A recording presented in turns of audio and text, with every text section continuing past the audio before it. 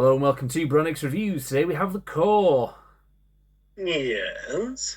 So this is a follow-up video to something we were going to do this when it came out, Mortal Kombat 2, but you hadn't seen it and I wasn't too bothered about doing a review on my own.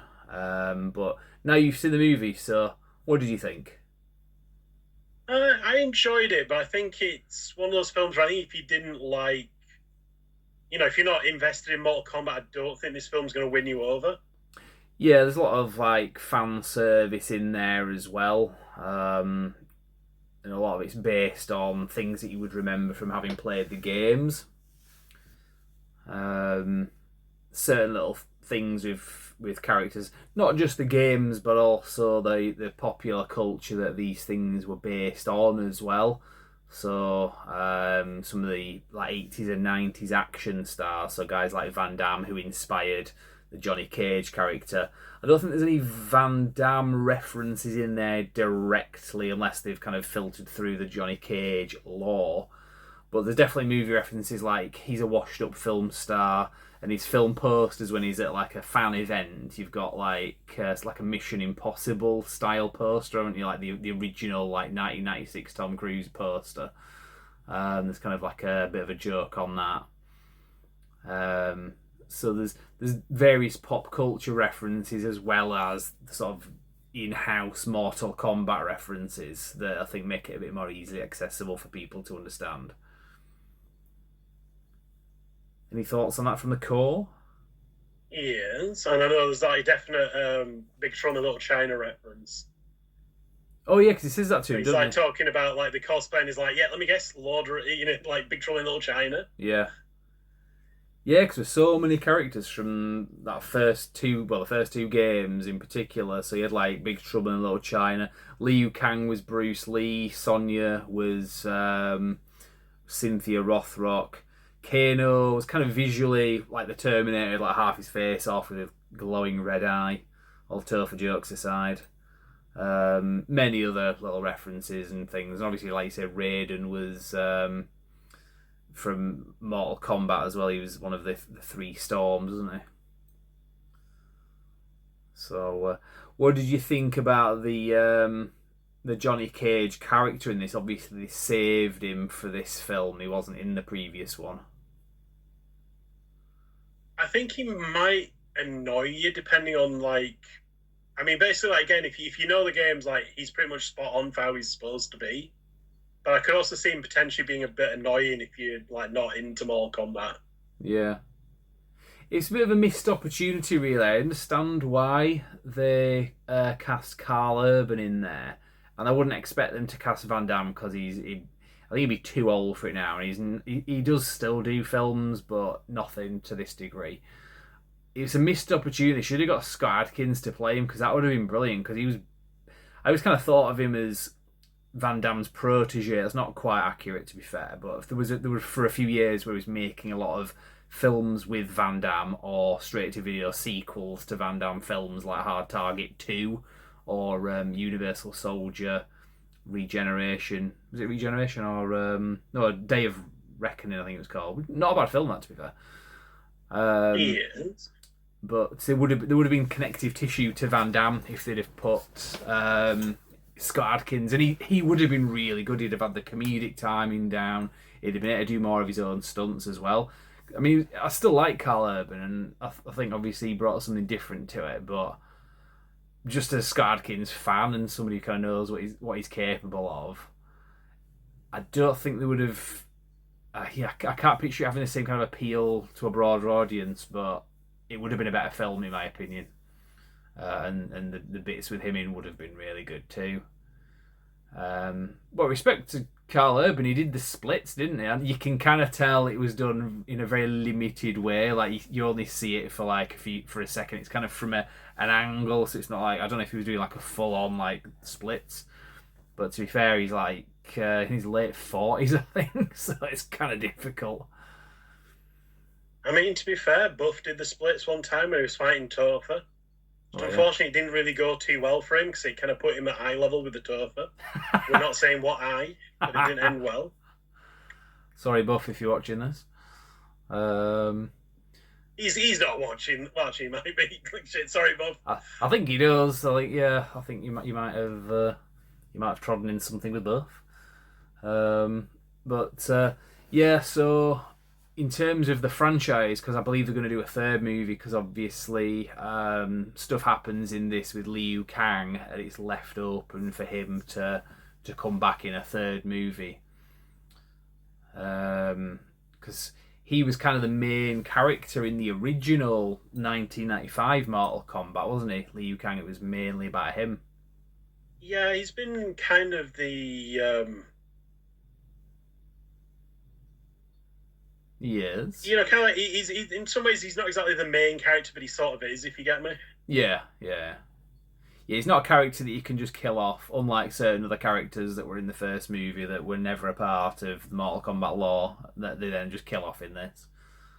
Yeah, like I say, I think it was a bit of a waste when they went to that much time like developing him just to kill him off. It's like I get it, he wasn't a great character, but at the same time, it's like, well, thanks, you just completely wasted my time. Then awesome. Yeah. One thing I did appreciate about this film that they didn't do in the previous one is this is more of the actual tournament, because the other film seemed to be just kind of a bit like, oh, let's just have a fight in this like random place where it's not got the sort of tournament feel to it. Whereas this one does, and it uses like specific sets that were from the game that you didn't really have as much of that in that previous film.